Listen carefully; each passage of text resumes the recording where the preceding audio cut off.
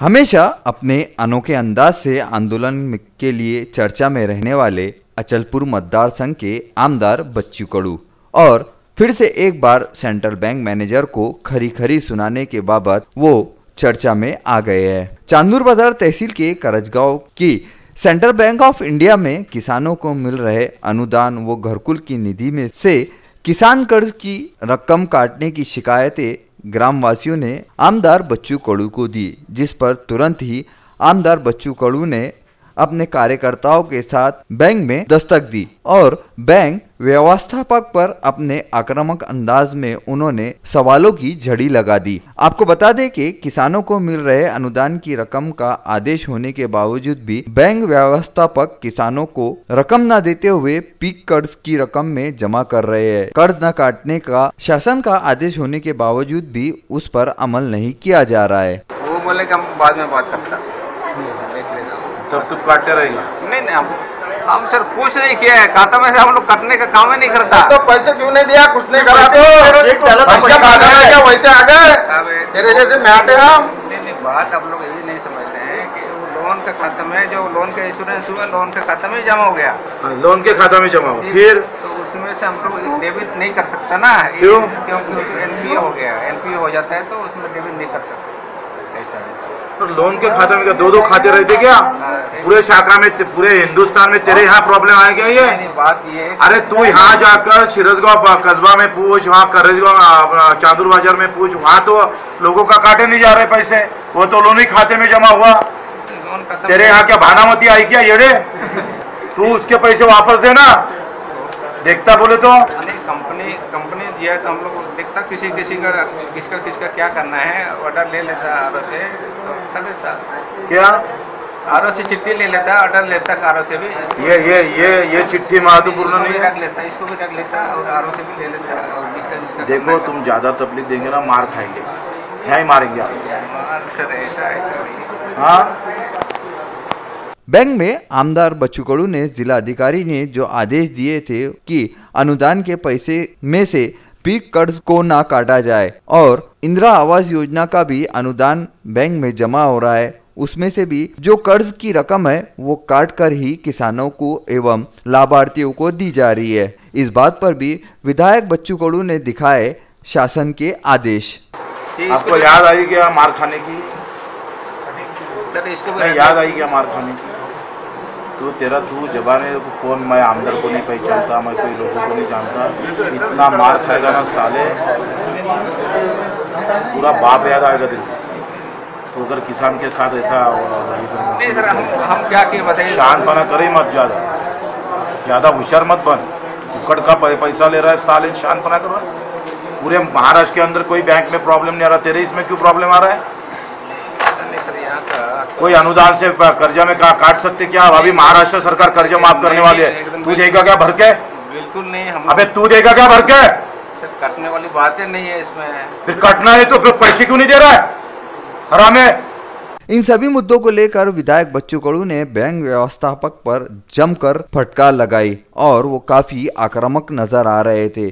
और आक्रामक क्यों ना हो, वैसे भी संपूर्ण अमरावती जिले में किसानों एवं गरीब असहाय लोगों के मदददाता केवल और केवल विधायक बच्चू कडू ही तो है, जो हमेशा ही हर वक्त इनकी सेवा में तत्पर नजर आते हैं। आक्रामक हुए विधायक ने जब बैंक व्यवस्थापक को फटकार लगाई तो बैंक व्यवस्थापक को भी उसकी नानी दादी याद आ गई। सुनिए कैसे लगाई फटकार।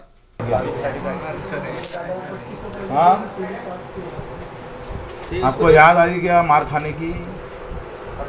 सर इसको नहीं याद आई क्या मार खाने की? तू जबाने कौन, मैं आमदार को नहीं पहचानता, मैं कोई लोगों को नहीं जानता, ये तो एकदम हिक्कड़ बात कर रहा है साले, पूरा बाप याद आएगा दिल। तो अगर किसान के साथ ऐसा हम क्या किए बताइए? शांतपना करे मत, ज्यादा होशियार मत बन। पूरे महाराष्ट्र के अंदर कोई बैंक में प्रॉब्लम नहीं आ रहा, तेरे इसमें क्यों प्रॉब्लम आ रहा है? कोई अनुदान से कर्जा में काट सकते क्या? अभी महाराष्ट्र सरकार कर्जा माफ करने वाली है, तू देगा क्या भर के? बिल्कुल नहीं। अबे तू देगा क्या भर के? सर कटने वाली बातें नहीं है इसमें। फिर कटना नहीं तो फिर पैसे क्यों नहीं दे रहा है?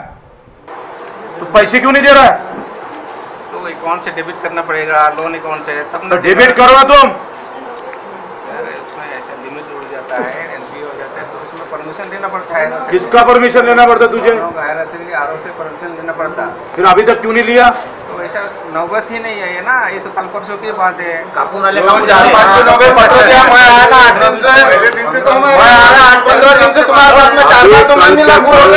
कल तक सुधारना नहीं की, परसों मैं मारने आऊंगा फिर सीधा। पत्र भी दिया तुमको। तेरे को अगर कायदा कानून अगर तेरे को मंजूर नहीं है, अगर तो कायदेशीर काम नहीं करता है, तो फिर हम आपको देख लेंगे। हाँ ठीक है, मारे खाएगा।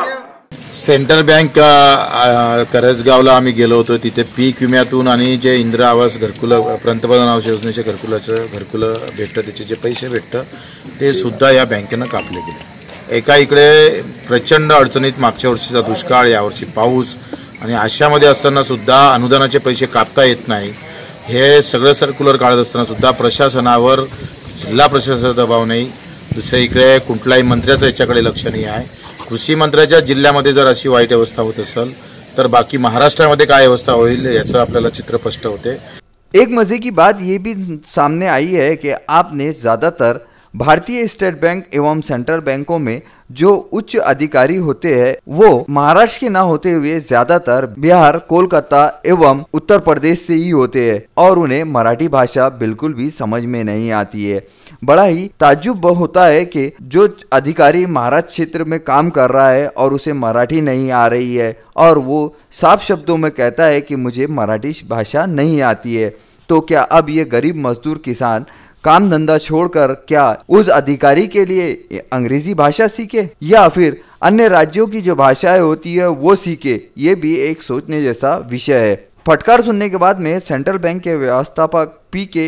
हेमब्रोम ने बताया कि कर्ज खाते में ही बीमे की रकम जमा हुई है, जो कंपनी द्वारा ही हुआ है, उसमें हम कुछ नहीं कर सकते. जिस पर फिर से आमदार बच्चू कडू एक बार आक्रामक हो गए और उन्होंने विभिन्न तहसीलों द्वारा जो कार्य किया जा रहा है उस बाबत उस उच्च अधिकारी को सारे सबूत दिखाए. ऐसे ही निडर एवं जनता के हितकारक विधायकों की आज के समय महाराष्ट्र में सख्त जरूरत है, जो गरीब किसान एवं असहायों की मदद के लिए आगे आए. विधायक बच्चू कडू की जितनी प्रशंसा की जाए उतनी कम है. VCN न्यूज के लिए सिरजगांव कस्बे से रिजवान हुसैन.